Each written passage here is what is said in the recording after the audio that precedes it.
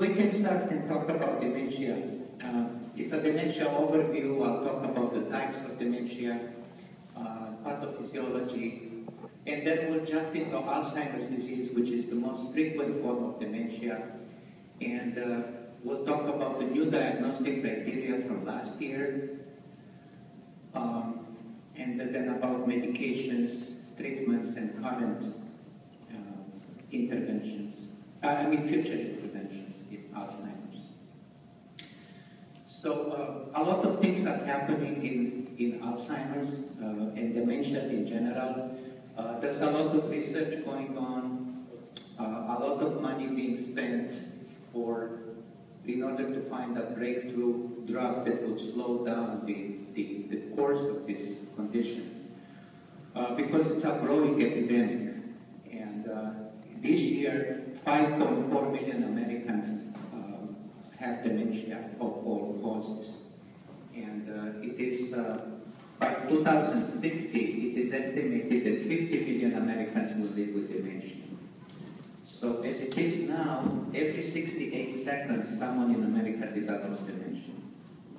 And this year alone, 500,000 new cases will be diagnosed with dementia. So there's a growing epidemic of dementia in general, of dementia of all causes. And that's mainly because we live longer. In the past, the lifespan was much shorter, so people did not live to the age of developing these conditions. Now let's start with the definition. What is dementia? How do we consider, how do we define this condition? Well, first of all, it's the memory impairment and the deficits in either language or motor function or recognition or executive function, such as working memory and problem solving. And then personality changes can also be present, and personality changes can happen in some forms of dementia, like in frontotemporal dementia, way before cognitive impairment. So the first symptoms that you actually have would be the psychiatric symptoms, and memory loss comes later on. Now, not every memory disturbance is dementia. Okay, we have age-related memory impairment, which is called ARMI. It's age-related memory impairment, which is a self-perceived memory loss. These are people over 65 years old who come to your office and say, well, my memory is not as good as it used to be. Okay, and it is estimated that approximately 40% of people age 65 and over have this impression of self-perceived memory loss. But only 1% of these people develop dementia. Now, minor cognitive impairment is a more severe memory loss with little or no functional impairment. And 15% of these patients convert to Alzheimer's disease from mild cognitive impairment. So these people with mild cognitive impairment basically have no problems functioning. For instance, I have a nurse that I'm seeing in the outside practice, and she was fired on 2 occasions. She's only 59 because she could not learn the new computer system of the 2 places where she was. So she's unable to learn new information, but she can function in the environment where she is. So now, as not all cognitive impairment is dementia, not all dementias are Alzheimer's disease. So here's a whole list of dementias. Okay. So for Alzheimer's disease, what is important to know is that it has both the amyloid pathology and tau pathology.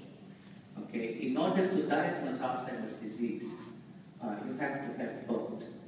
Now, this is like the most important part of the talk, so even if you forget everything else, Alzheimer's, you have to have amyloid and tau pathology. There are dementias, like frontotemporal dementia, progressive supranuclear palsy, that have only tau pathology, so no amyloid pathology. Okay, and these dementias are called tauopathies. They are different than Alzheimer's disease. In these dementias, you have the behavioral problems start first, approximately 5 to 10 years before the memory impairment. This list, you can see that there is no dementia that has only amyloid pathology. Okay, this will be very important for what comes later in this lecture. Now, the dementias can be mixed. An individual can have more than one dementia. In fact, many patients have both Alzheimer's disease and either dementia with Lewy bodies or vascular dementia. But the largest piece of the pie in dementia is Alzheimer's, 60 to 70%. Dementia with Lewy bodies represent about 15 to 25, and vascular dementia about 10 to 20. This vascular dementia was called before multi-infant dementia, so people who are my age, we used to learn of it as multi-infant dementia. Dementia with Lewy bodies is basically a dementia with Parkinsonian features. You know, the patient would have memory loss, but they would also have tremors, just like in Parkinson's. And it's the same pathology, the alpha-synuclein, just like in Parkinson's. Like if you look here, in Parkinson's dementia and dementia with Lewy bodies, you have the alpha-synuclein pathology, which is a totally different pathology than in Alzheimer's disease or tauopathies. Now, again, pathology of the Alzheimer's dementia, you've got to have both amyloid pathology, which consists of beta amyloid plaques, and the beta amyloid or the amyloid plaques are extracellular. They are in between the neurons in the interstitial fluid. And the tau proteins, they are neurofibrillary tangles, and they are intracellular, so they are inside the neurons. So let's talk about the amyloid pathology first. So these are neurons, and in between the neurons is the interstitial fluid or interstitial space. It's a space that is populated by axons and dendrites of the neurons, what they meet and connect. Now, these rusty dots here, spots, they are amyloid plaques, and as you can see, they actually interfere with this transmission in between the cells. So these are Alzheimer's cells, and these are healthy cells. Now, having amyloid is not diagnostic for Alzheimer's. You know, many people have amyloid, and they have good cognition. They have no cognitive impairment. But people with Alzheimer's disease, they have more amyloid than the rest of the population. So this is how the amyloid is formed. So these blue bars here are the amyloid precursor protein. It's a precursor of amyloid, and we all have this. In fact, the amyloid precursor protein is a neuroprotective substance that prevents degeneration.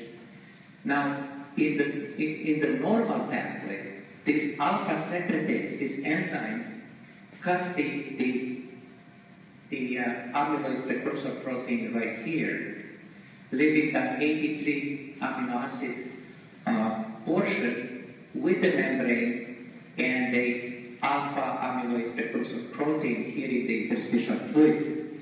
Now, this alpha ATP is soluble, which means it dissolves in the interstitial fluid. It does not accumulate. Then we have this other enzyme, the gamma secretase, that cuts the amyloid, the rest of the amyloid precursor protein into these two pieces. the P7 stays with the membrane, and the P3 goes into the intercellular fluid. And this P3, as well as alpha APP, are soluble, so they cannot accumulate because they dissolve in the interstitial fluid. So this is the normal thing that hopefully happens in all of us, in me and in you and in everybody else. But this is what happens pathologically. This is the pathologic pathway. For some reason that is still unknown, this amyloid precursor protein are different than the normal ones, so they do not attract the alpha secretase, but they attract the beta secretase. So this is a different enzyme. So this enzyme cuts the amyloid precursor protein into a portion that has 91 amino acids with the membrane and a beta APP here. Now this beta APP is not soluble. It does not dissolve in the interstitial fluid, so it stays and accumulates. And then gamma secretase comes and cuts this portion into two other portions, of which A beta 42 is considered amyloidogenic. So A beta 42 is insoluble, and aggregates of it form amyloid. So why do we need to know this about beta secretase and gamma secretase? It's because each one of these steps are being attempted in attacking Alzheimer's disease. For instance, we have beta secretase inhibitors that are in the pipeline. They are not out here, but they are in the pipeline. They are not very good. And they actually inhibit beta secretase, preventing it to cut the amyloid precursor protein. Okay? So, but these medications, the Lilly one was discontinued because it had a severe side effect, which is skin cancer. Now, when we talk about neurodegeneration, we need to understand that in a way, neurodegeneration is the opposite of cancer. Because in neurodegeneration, you have uncontrolled cell death. But in cancer, you have uncontrolled cell multiplication. So trying to interfere with the proliferation of the cells may be helpful for neurodegenerative disorders, but not so good, because if you go overline, you can develop cancer. So it's a fine balance in between the two. The Merck one is still in the clinical trials. Now the gamma secretase inhibitors seem to be much better. There's no side effects so far, and this Abacagestat, it was just moved from the phase 2 into phase 3, so it's very promising. And it looks like blocking the gamma secretase is more helpful. Now another way to approach Alzheimer's, another way to attack the pathology is to develop monoclonal antibodies against amyloid, against A beta 42. So these are antibodies that actually destroy the amyloid. Okay, this is the so-called Alzheimer's vaccine that you heard about. So the thing is that it all depends on the timing of the intervention. Because if you take patients that have excessive amount of amyloid who are advanced in dementia and dissolve the amyloid, nothing happens. Their memory does not improve. Okay. So the way to probably intervene is before it happens. So it's more of a preventative approach to maybe find patients with MCI, with mild cognitive impairment, and try them with these medications and see if clearing the amyloid at that point would prevent the development and the progression of the disease. So it all depends when you intervene. This drug, the Pfizer drug, was just discontinued because of being inefficient. But in these studies that they were trying, they used patients that were real advanced in dementia. So I think we haven't heard the last word of this yet. Now, what is this? Amyloid or phlebotomir is a visualizing agent. And it was FDA approved, I believe, in May or June of this year. So what it does, it lights up the amyloid on the PET scan imaging. Okay? So you can visualize, for the first time in history, we can visualize the amyloid in vivo, in a patient who is alive. Before that, we had to wait until post-mortem and see if they had the amyloid. So now we can visualize the amyloid before. So this is how it looks like with amyloid. Now, is this diagnostic for any kind of dementia? It's not.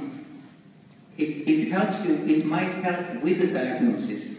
But the reason it's not diagnostic is because Alzheimer's disease, you have to have both amyloid pathology and tau protein pathology. For other dementias, you have to have the tau protein pathology. So this drug visualizes the amyloid only. So it's not diagnostic, but it's helpful. And it was just approved a few months ago. I thought this was cute, so that's why I put it. It's something for like a geriatric community, like leisure world where I see patients. It would be probably a good sign. Now let's talk about the tau pathology, because we talked about amyloid, and now this is tau pathology.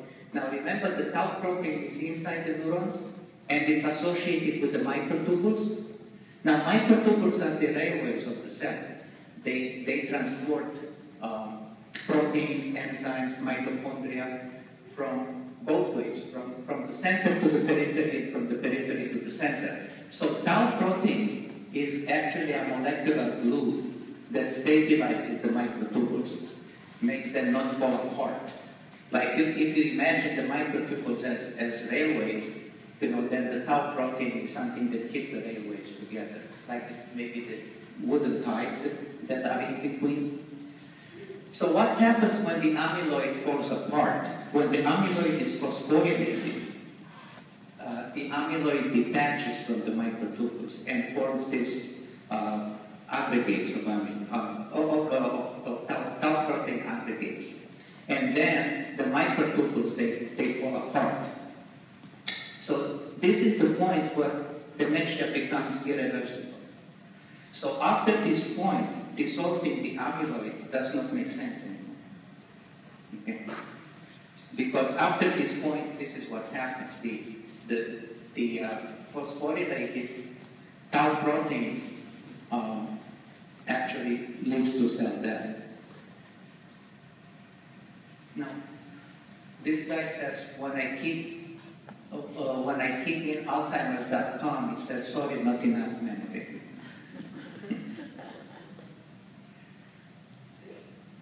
Okay, so let's talk about the diagnosis now. There's two sets of diagnostic criteria, the 1984 diagnostic criteria and the 2011 diagnostic criteria. The 2011 ones came last July, a little bit more than a year ago. And it's mostly, the emphasis is on prevention. So the 1984 diagnostic criteria, the emphasis was on diagnosing dementia and intervening at that point.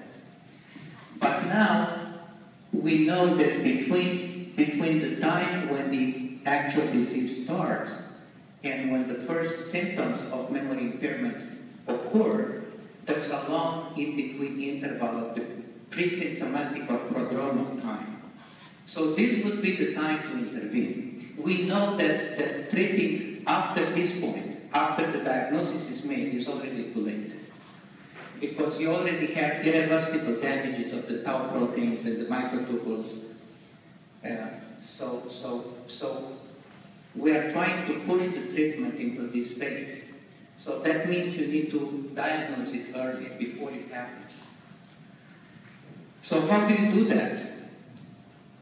Well, actually, let's say, before we talk about how to do that, let's first ask the question, how do we know that there is this lag interval between the actual disease onset and the current diagnosis? How do we know that?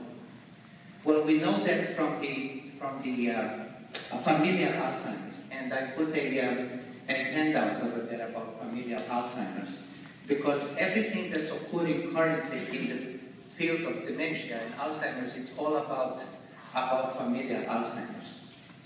So what is familial Alzheimer's? Well, there's two kinds of Alzheimer's. There's familial and there's incidental. Familial Alzheimer's, it's an autosomal dominant disease and represents only 5 to 10% of the cases of Alzheimer's. So these are people that have the genes, and being autosomal dominant, that means that they will invariably develop the disease. So you can follow up these people from the time they are born, practically, because they are born with the gene, and then see when they develop first signs of dementia, and whether there is something if we could intervene at the time. So this is how we learned that there is a big lag between the time of the onset and the first symptoms. So these are the genes that we know so far. On chromosome 1, there's the presented 2 gene, and on chromosome 14, presented 1. So we have populations in the world that live with this. They are families. For instance, with chromosome 1, presented 2, there's about 5,000 individuals of one family in Colombia that are being studied now by the universities all over the world, because these people have the gene, but they don't have the disease yet. So seeing how they develop.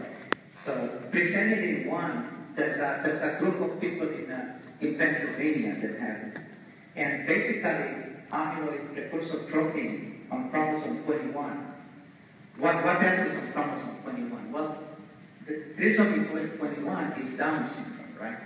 So people with Down syndrome, they develop dementia if they live long enough to get to the age of developing. So another way to do it is to study the Down syndrome population from the time they are born until the time they develop the signs of dementia. So this is how we know about the course of the disease. So these are the three symptomatic entities by the 2011 classification. So because the whole classification, the whole criteria is based on a preventive approach. So we have the preclinical Alzheimer's disease, which is only for research purposes right now because we don't know how to diagnose. Okay, and we have minor cognitive impairment that we actually know how to diagnose now. So let's see how we diagnose MCI. Well, this is a scale which is similar to the mini mental status exam. It's called MOCA. And it's much more sensitive. Actually, it's the only one sensitive enough to screen for MCI. Because the mini mental status exam that we use, it shows the symptoms of dementia if somebody is already demented, but it doesn't show. You cannot detect MCI with mini mental status exam, because mini mental is not based on detecting executive function. It's more based on language. So I put a copy of the MOCA there. So how do we diagnose? So these are the core clinical criteria for all dementias. It interferes with the ability to function. It represents a decline from a previous level of functioning. The decline is not explained by delirium. Cognitive impairment is detected by history taking and assessment or MOCA. Impairment involves a minimum of 2 of the following domains: remembering new information, impaired reasoning, impaired visual spatial abilities, impaired language functioning, or change in personality disorder. You have to have 2 of these in order to diagnose a dementia. And then, these are the possibilities. So, possible Alzheimer's dementia, probable Alzheimer's dementia, and probable or possible Alzheimer's with pathophysiological processes. So what does this mean? Well, if somebody shows to your office and they complain of memory loss and you do a mini-mental, and let's say it comes out to 19, what do you think of that patient? What do you think of the patient as a possible Alzheimer's dementia? Why? Because they can have other forms of dementia.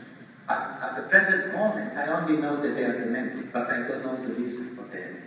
So what I'd like you to do is order a series of tests in order to narrow down the diagnosis. So I would probably order vitamin B12, folate in order to rule out deficiencies, RPR in order to rule out neurosyphilis, maybe HIV in order to rule out HIV dementia, an MRI to rule out tumors, dural hematomas, arteriovenous malformations, and so on.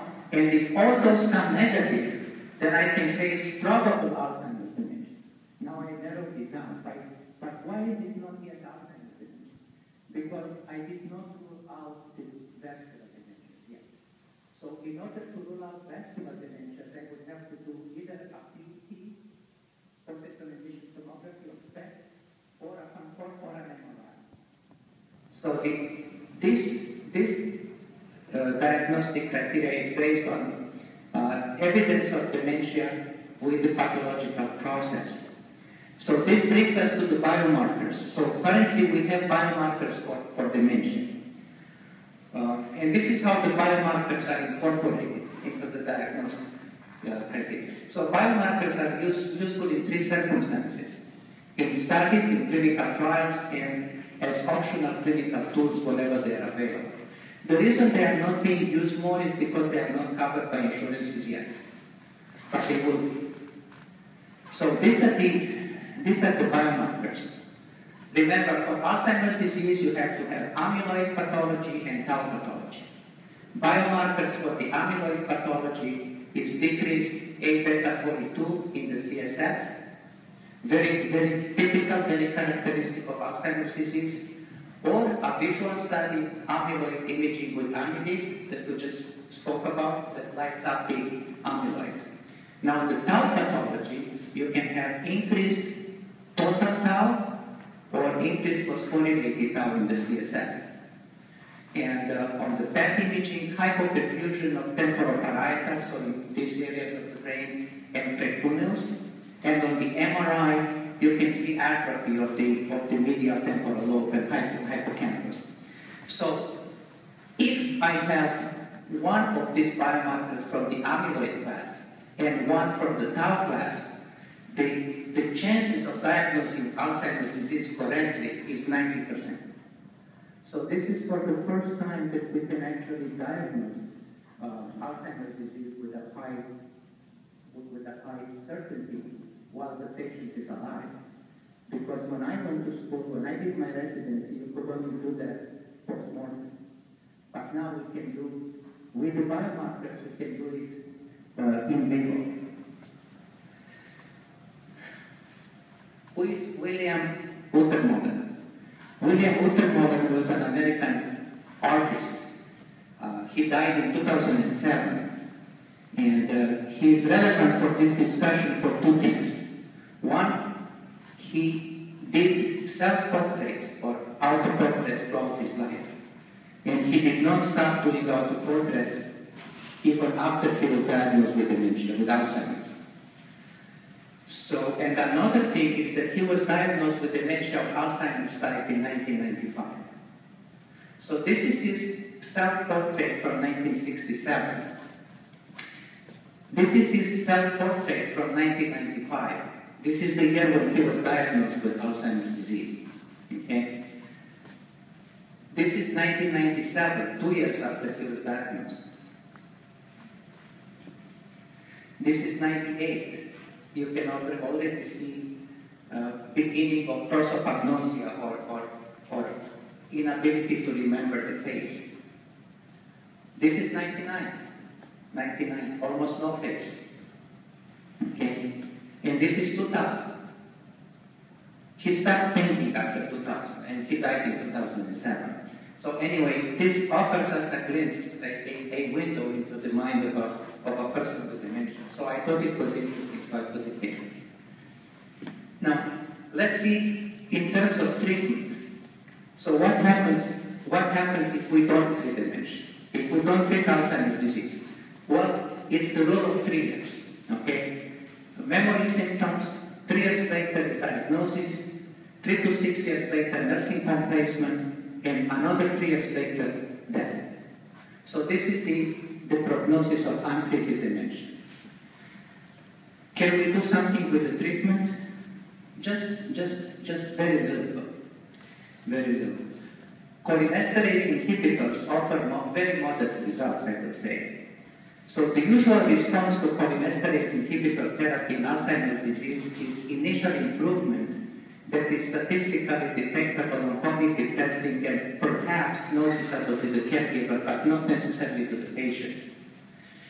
And such a response usually lasts for 6 months, at which point the cognitive functioning returns to what it was before the treatment. So all we can do with cholinesterase inhibitors is, what I tell the patient and the family is, this treatment will delay the placement in a nursing home for about 6 months. That's all you have. We have nothing else to offer at this time. Okay. Everything else that we talked before is still in the research phase.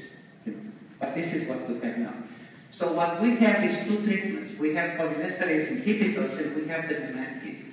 Memantine on Amenda, which is a different mechanism of action. So this is the Aricept. It's a selective inhibitor of acetylcholinesterase, allowing more acetylcholine to accumulate. It's once daily dosing, so it's very easy to dose. You start with 5 milligrams a day for the first 3 months, and then you increase it to 10 milligrams a day. And then you stay there. And you get the benefit of the 6 months. It is more selective for the brain than the periphery. This is what makes it different than the Cognex, which was before. And because it is more selective for the brain, there are fewer peripheral side effects, such as GI effects, nausea, vomiting, diarrhea, and so forth. There's no liver toxicity. However, hallucinations are twice as common as with placebo. So not only it gives you only 6 months delay of nursing home placement, but you may have to put up with hallucinations. Okay. Exelon or rivastigmine, this one inhibits both acetylcholinesterase inhibitors and butyrylcholinesterase. Acetylcholinesterase are produced by the neurons, are produced in the neuronal synapses in between the neurons, and butyrylcholinesterase are produced by the glial cells. So because glia produce more butyrylcholinesterase, this medication is more effective later in the disease when there's a significant amount of gliosis, because glia produce more butyrylcholinesterase. And this drug inhibits butyrylcholinesterase. That's how it is different than the others. Okay, but might interfere with plaque formation, but there's increased incidence of GI side effects like nausea, vomiting, diarrhea. I've seen it in almost everybody until they came up with a patch. Now they came up with a patch form, but the patch is to be used once daily. And the patch gives fewer of these side effects. Okay. Galantamine, or it's also called Razadine, but previously it was called Remiden. It's a natural product because it's made out of flowers. Okay. But inhibits acetylcholinesterase and at the same time is a nicotinic stimulator. So stimulates the nicotinic receptor, so may cause a little bit more awakening and a little bit more or less apathy or a better affect, if you know. So nicotinic action may boost attention. Now dose scheduling is 16 or 24 milligrams. I usually start with 8 milligrams. 8 milligrams once a day for a week, 8 milligrams twice a day for another week, and then I go to 16. The problem is the high mortality with this drug, and that's because of renal problems. So whenever you prescribe galantamine, check the DOA and creatinine regularly. That's in order to prevent that. Now, Memantine is also, Dr. Storm calls it artificial magnesium, and I'll tell you why. So this Memantine has a different mechanism of action. Does not work on acetylcholinesterase. It works on NMDA receptors, which are channel receptors, where calcium goes in and out. The side effect profile, this is it. But look at this one, confusion. But am I trying to treat confusion? Yes. Is the side effect confusion? Yes. Dosing schedule. Week 1, 5 milligrams a day. Week 2, 5 milligrams twice a day. So you increase by 5 milligrams every week, but the regular dose is 15 to 20 milligrams twice a day. So no more than 20 milligrams twice. So it can be used, that it does not change the pharmacokinetic or pharmacodynamic, does not have these interactions with cholinesterase inhibitors, so they can be given together. Like you can give Aricept and Namenda together. Just like in seizure disorder, you may have one antiepileptic, or you may, if it's not properly controlled, you may use two. So this is why it's called anti-magnesium. So this is the N-methyldeaspartate receptor. It's a channel receptor. And magnesium is right here on the top. Magnesium stays like a cork on a bottle in this channel. So in order for calcium to enter the cell, three things have to happen. Well, the glutamate, this red triangle here, has to bind to the receptor. The glycine has to bind to the receptor. The glycine is produced by the glia. And then when those two, glutamate and glycine, are bound, then magnesium gets out. And then calcium can go into the cell. And that small amount of calcium going into the cell leads to long-term potentiation, or it's helpful for memory, learning, neuroplasticity, and so forth. But what happens is when a lot of calcium enters in, that leads to cell death. There's something called excitotoxicity. So Namenda actually pulls this magnesium into the channel, prevents it from popping out. And that's the reason we call it anti-magnesium. So that's what it does. It's like a hand that keeps that magnesium in place. It doesn't let it go out. So calcium cannot go in and cause excitotoxicity. Okay, this one I tried to do something fancy, so let's see if it works. So Alzheimer's disease is more than just memory loss. So let's see what happens. Well, mood problems occur about 10 years before the cognitive problems. Okay, this cognition. So this 20 years ago, so we did not know that. So we thought that somebody who has depression in the elderly is totally unrelated to Alzheimer's disease. But studies were done, especially at the Columbia University by Dr. Alexopoulos, and we found that this mood or depression in elderly, it's actually a prodromal symptom of dementia. So it happens before the cognitive problems. Now, functional independence starts to go down after about the first 5 years. And the last what you have is the behavior and motor functions. So at this late in the dementia, you have the agitation that we see all the time, because we only see these patients late. We don't see them when it starts. We may see them as depression, but we see them for usually we are called when they are agitated. Now, what are the predictors of Alzheimer's disease? Depression and psychotic symptoms are significant predictors of functional decline and institutionalization. So depression occurs more than 10 years before, strong predictor of Alzheimer's. Psychotic symptoms, about 41% of the patients with Alzheimer's disease will present with psychotic symptoms at one point or another, even for a short time, just a few weeks. And usually delusions more than hallucinations. Even though we think visual hallucinations are more characteristic of Alzheimer's, and so it's more delusions. Now, treatment of depression, this is new. there's evidence that antidepressants not only treat the symptoms of the depression and Alzheimer's disease, but they also counter the memory deficit. People on antidepressants actually develop more dendrites and dendritic spines. So it's good to take antidepressants.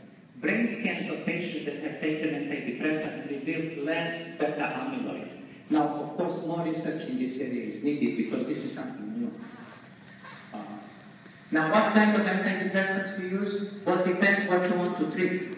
In people who are apathetic or allergic, SSRI in small doses may be helpful, like Effexor. In patients with angry outbursts, SSRIs are the drug of choice. In poor appetite and weight loss, Remeron might be helpful. But this is about the caregiver, because we always talk about the patient, but we never talk about the family and the caregiver. So there's an excessive amount of caregiver burnout. In fact, in leisure world, I've seen more the children of these people for treatment of depression and other conditions. So it's a state of physical, emotional, and mental exhaustion that may be accompanied by change in the attitude from positive to negative, or unconcerned, or uncaring. And burnout can occur when the caregivers do not get help that they need, or if they try to do more than they can. Usually what I see is guilt.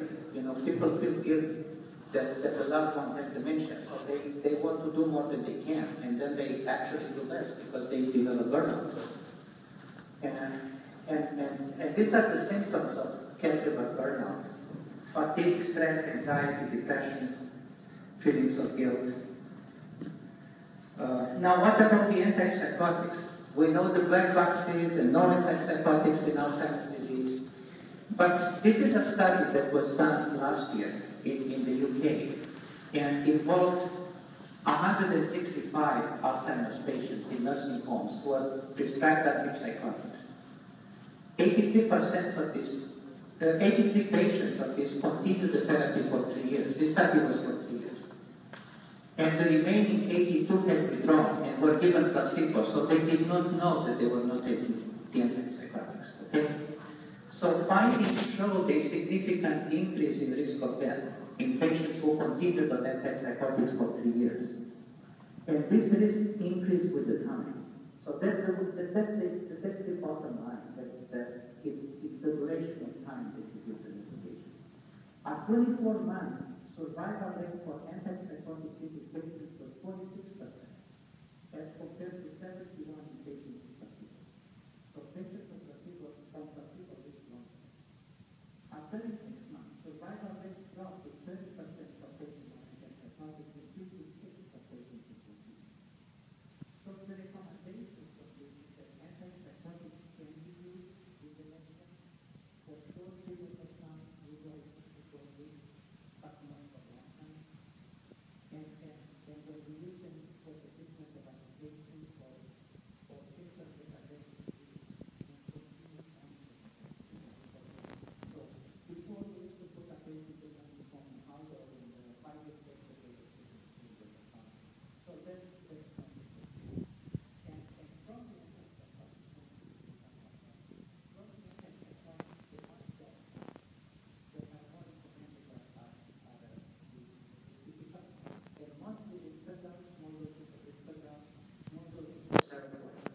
Now, in this population, small doses of serotonin mean 500 milligrams, means 12.5 milligrams, 25 milligrams. That's the geriatric dose. It's not half of the schizophrenia dose that we use in that. So, okay. Any questions? Comments? Yes?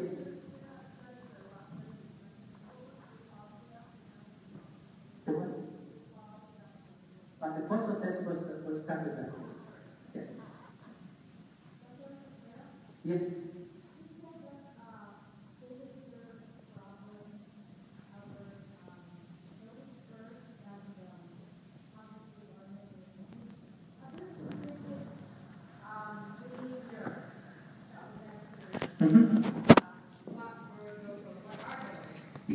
In some forms of dementia, like in frontotemporal dementia, which is a tauopathy, the behavioral problems occur about 5 to 10 years before the cognitive problems. And mostly symptoms of disinhibition, it's a frontal disinhibition. These patients are more hypersexual, they are impulsive, that kind of thing that you see.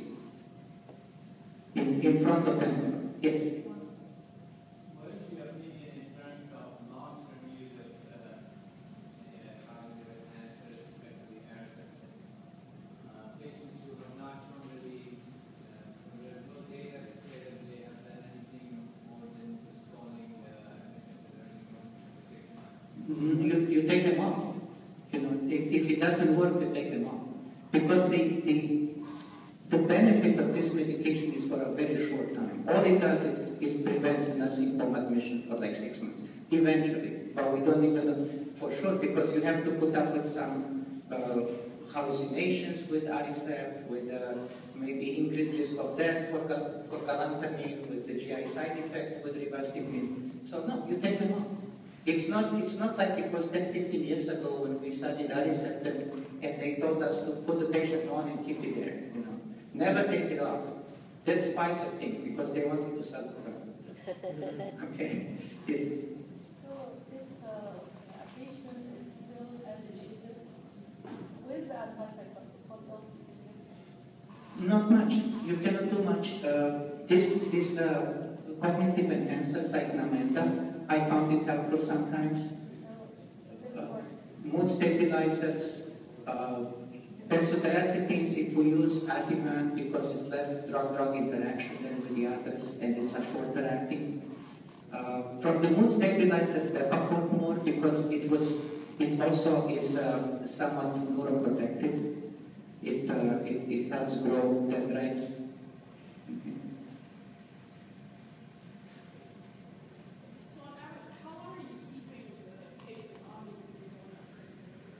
On cholinesterase inhibitors, I would keep them for about a year or so and see if there's any improvement or the family says that there's any improvement. But sometimes the expectations of the family are unrealistic because the families would come and say, well, nothing happened to my father. You know, he's been on Aricept for 6 months. And I tell them, well, yeah, that's what we want. We don't want a deterioration.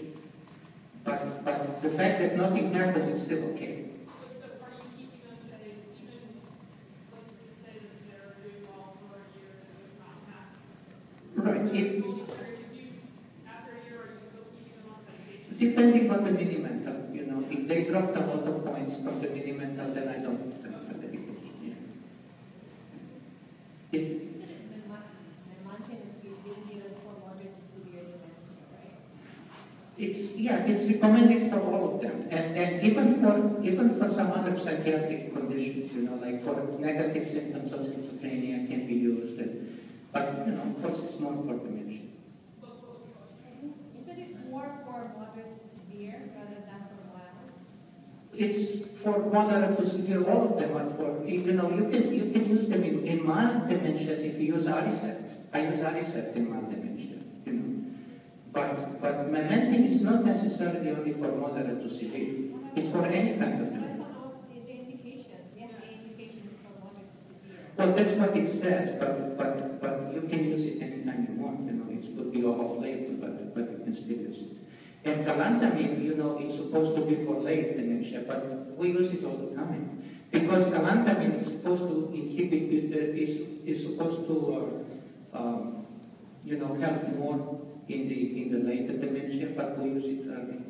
So, yeah. But do you use them I thought it was supposed to be given with other disease so do you ever use it as monotherapy? Monotherapy can be used as monotherapy, yes, but it, you know, there were two opinions on this. You know, there was this opinion that you should use it with a cholinesterase inhibitor. Okay, and then later we heard that, well, even as monotherapy it works as well. So the FDA approvals for combination therapy to moderate to severe dementia. Right, yes, that's the FDA. Yeah. Yes.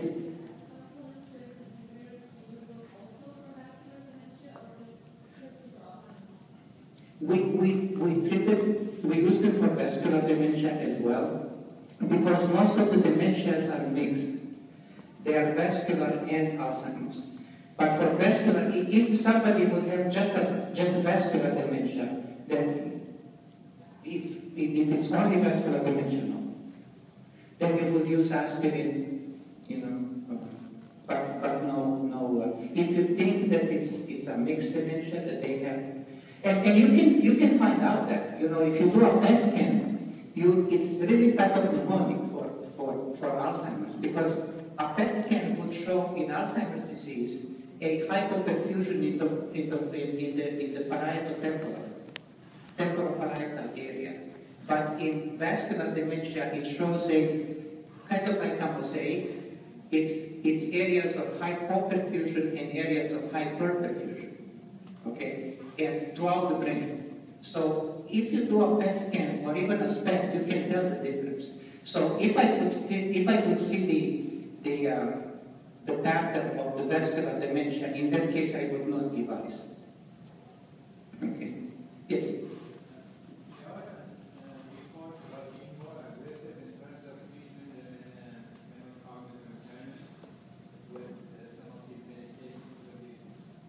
Right, because like Namenda, for instance, one of the side effects is confusion. So it can actually increase the confusion, and then you can have more agitation. But that's rare. It's not that it happens in the majority of patients. It happens in some patients.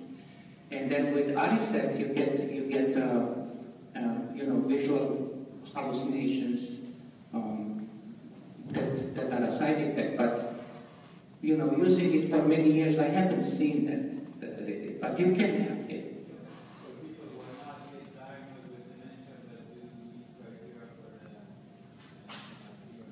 Like if the patient was not diagnosed with dementia yet, but let's say has minor cognitive impairment, yeah, I would use it.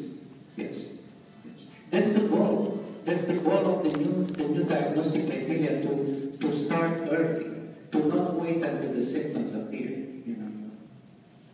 And there's a lot of other things, I wanted to make it short and not put that many slides, but there's many other medications, that, for instance, lithium is known to be neuroprotective and actually help in dementia. But lithium is a drug that is already approved by the FDA, so can we use it for dementia? I don't know.